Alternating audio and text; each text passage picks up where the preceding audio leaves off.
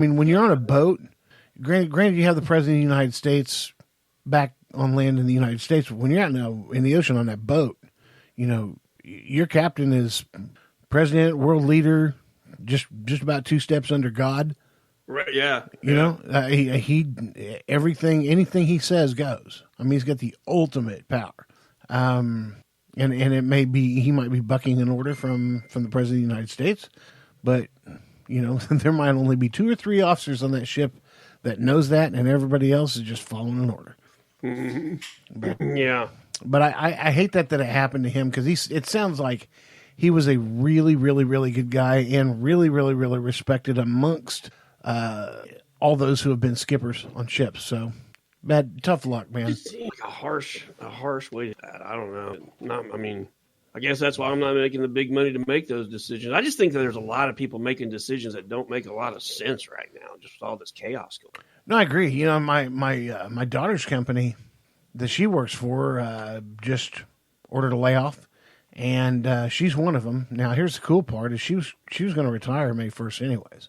And I say my daughter retiring. Well, my daughter makes pretty good money. Her husband makes really good money, and she just wants to be a stay-at-home mom. So good for her. But even though she was leaving May 1st. There's only one person that knew, and that was her immediate boss. Well, when it came to these layoffs, it came back and he was like, I'm including you on this layoff if you still want to leave May 1st. And she was like, yeah, why? What's up? And he said, well, you're going to get X amount of pay for every year that you've been here. We're going to pay you free vacation and all that mess. So instead of just walking away with the last paycheck and maybe a couple of weeks vacation, she gets to walk away with 2/3 of a year's salary. That's a win. Oh, it's a total win. Good on her. It's kind of a way to pay a few bills off and make sure that when you go to being mom and all that mess, I think it puts them in line now to where they can buy the school materials now to just homeschool. I don't know if she's going to go that far or not, but if she did, she'd be a really good teacher. I mean, she's a good mama, really good mama. Oklahoma's embracing that homeschooling shit right now. Oh, I know, right? I tell you what, they're not embracing, and that's the dadgum Indians. Big surprise! Yeah, this gaming compact and all that mess. Neither side has given up, and honestly, the state would like to have more money from the tribes, but when they first negotiated this too, it was grossly underreported what the tribes would be making off of this. So, now the state's wanting to get a little bit more money, and the state's willing to concede some stuff too. Like, let's just go to official Class 3 gaming and just drop all this supposed bingo when you hit the slot. Yeah, that's right. That's a ruse. Yeah. But, and when you play blackjack, you have to have you got to pay for the hand, and craps and all that mess is done on electronically. Well, now they'll be able to go to just straight up craps and straight up roulette and all that mess. It'll be a whole lot better. And I think more people will actually come. Now, granted, they're not going to be a dadgum. No, they won't. Yeah. Yeah. Right. Damn they mad cow. Where's that gambling place that's in like well, hell, I can't even remember the state. Las Vegas? Las Vegas? Well, yeah, there's Las Vegas, but the one that's closer south of Memphis. Tunica. Oh yeah. Tunica. Tunica, of course. Tunica. That was right on the tip of my tongue. Oh God, I know, right? But when you go there, if you're gambling, you get free drinks. As long as you're gambling, they'll keep bringing you drink after drink after drink. In Oklahoma, when you're gambling, there ain't no free drink. No, You want a beer. As a matter of fact, the beer is more expensive at the damn Indian casino than it is any other bar in Tulsa. I know. You go to a bar in Tulsa and pay sometimes $2.25 for a long neck. You go to the dadgum casino. $7. Yeah, you're. I mean, if you're wanting like a premium beer, you're gonna pay mixed drink prices even more. It's stupid. Yeah, that's true. Absolutely stupid. Sorry, folks, I couldn't remember that. I really do have a memory problem. They're aware of this, man. Yeah. Well, I've forgotten. I've told them. So there you go. Yeah, Still have a they memory listen problem. to us. They're very aware of your memory problem, bro. Yeah. What are you doing on the microphone, Donnie? Nothing. No, I was just. You just I was just crunching. I was getting ready to. I was getting into position, as they say. you're a little bit high, aren't you? Yeah, a little bit. I didn't Good, realize man. Donnie I'm liked glad I'm the, not the. He doesn't like I'm to not the smoke Lone though. Ranger. He's like he's got one of these little. It looks like about the size of a Zippo lighter. Little vape, Oh, yeah. vape thing. I mean, you want to talk about conceal? Yeah, I used to have a little bitty one too. They just burn up after a while. They just stop working. Yeah, They that's don't true. take how disposable they are. I just wish I could be in y'all's shoes tonight. That would just feel really nice on a boring night. But that's I don't part know. of being. I'm trying not to look at it like boredom. Like that's the. I keep trying to convince myself this isn't boredom. And I try to use my time constructively, but I'm just not pulling it off very, very often.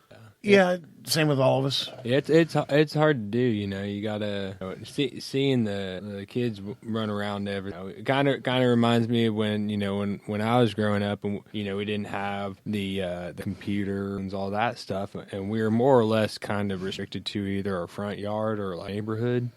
Yeah. It's kind of like the same thing that we can't really leave our front yards. Mm-hmm. Did your dad ever build you like a fort or something like that, or tree house, or? Oh, something like that. Yeah, we had all kinds of cool stuff growing. So we had like trampolines and stuff, but we had a couple good neighbors and stuff, and we'd go down the street, play kickball, and play a bunch of games and stuff.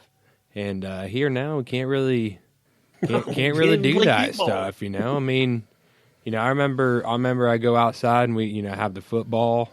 Dad helped me practice do the tee kicking and everything, and just like there's nobody doing that right now. Even the people that are stuck indoors, nobody's outside playing baseball or football or nothing. Yeah, it's hard, man. I wish I had my own indoor athletic facility. It'd be nice. Hey, one of them rich folk over in the L.A. area. So yeah, y'all see some of these videos of them. They're just kind of like, we're having to stay indoors. We're around here, and these people have they have a basketball court in their backyard. I mean, just the full scale basketball court. They got a tennis court too, and hell, probably have a bowling alley. I don't know. Well, now you talked a little bit too long because I've completely forgotten what I was going to say again because of Mad Cow. So there you go. One of them skating rinks. I don't know. Maybe they might have a golf course in their house. I don't know. Putt or something. I don't know. One thing I can tell you is a while back, I don't know, maybe 5 years ago, I had to go. We put some new laundry equipment in at a high school in Arkansas. Okay. Well, it was at the new Bentonville High School. Oh, yeah. Their practice facility is a full scale football field with end zones indoors. What? Indoors. Walmart probably paid for a bunch that of doesn't that. surprise me. That screams Walmart all over it. Here's a little facts for you. Northwest Arkansas has the most money per capita than I think any other states. They have so much there because all the industry. It's the kind of hub for the Midwest South industry. The Midwest South North industry, right? Right, exactly. And the Northwest, Midwest, right? South. The far eastern part of the Northwest of the state, with a little bit to the south, is probably the richest. I'd agree. I'm telling you, you got so many millionaires out there, and you wouldn't suspect it because it's Arkansas. Well, you also wouldn't. Yeah. You wouldn't expect either that Tulsa has one of the greatest private parks on the planet, all bought and paid for by one guy with a large amount of money in an annuity, so that the interest from that annuity pays for all the workers and the upkeep in said park. One dude, George Kaiser. That George Kaiser, he's a real stand-up guy. He's putting all his, he's putting a lot of his money back into the into the city and everything. What I hear, Yeah, almost half his money. that's remarkable. See, that's a difference between the philanthropists do great work by donating to larger major sort of not to get too into something here, but Like Carnegie Hall. yeah, right. You put something and it's a big wide source, worldwide philanthropy initiative, but then you got George Kaiser who's like, I'm going to keep my money here in this community that that I'm from around, and I'm going to do it to support that community. That's just something, You take care of his jet, don't you? His jets. Does he ever tip you? Well, now you're asking too many questions. Well played. Oh man. Yeah, that park, dude. That park is off the rails, man. Y'all been to the skate park over there? I mean, speaking of off the rails.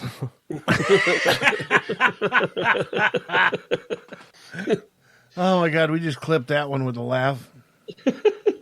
Oh. Sorry, I blew everybody's eardrum out. That was funny. That was super funny. I've never been to that park. Really? Yeah. Yeah. That's That's surprising. amazing. It's something else, that's for sure. My youngest kid's 28, so it's not. Hey, let's go climb this. No, There's just all kinds of stuff out there. maybe one I day. mean, it's amazing to think about what that part of town used to be and what they turned it into. Well, at least the part next to the river was kind of cool, and then that old brown mansion, which had that huge yard. That was super cool. Well, that's kind of the basic part of the park. Of course, he bought a lot more property up than that, but now you have one continuous walk and view from the park all the way to the water's edge on the river. But there's still Riverside Drive. Well, how did he tackle that? Well, he just made it to where the park goes over the road. Yeah, let's just build some tunnels. Yeah. I've seen because that area Tulsa was shut down for several years while they were constructing it, and it was kind of always the process of I hope this park is well worth the wait. Riverside Drive shut down, but I was actually looking at pictures. Funny that y'all mentioned that. I was looking at pictures of the gathering place before and after, just to kind of see the scale of it. And I actually seen this presentation of the arborist who was in charge of the upkeep of the trees over there, and it's just absolutely amazing to think about the process, because all them trees, you have to understand, there's a ton of trees, and don't ask me why I went to this, but all them trees, they got roots underground and everything. Some of them were at risk, so they had to take some of them down. And Shiner might know if he's been there.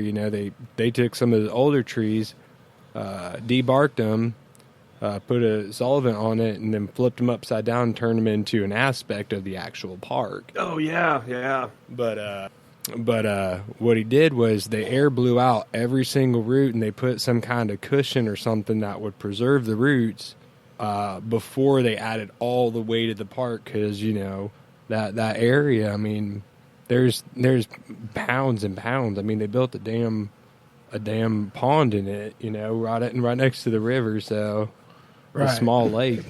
And Johnny got into this information, man. It know. blew me away. I was just like, how you gonna preserve trees that have you tons just and tons of got weight? deep into that armored people that cut trees and trim trees and Armored people. yeah, I do. How do you? Well, Armored people. yeah, isn't that what you said? Arborist. Arborist. Those are tree people. Where armored people, they're usually like knights or warriors or something.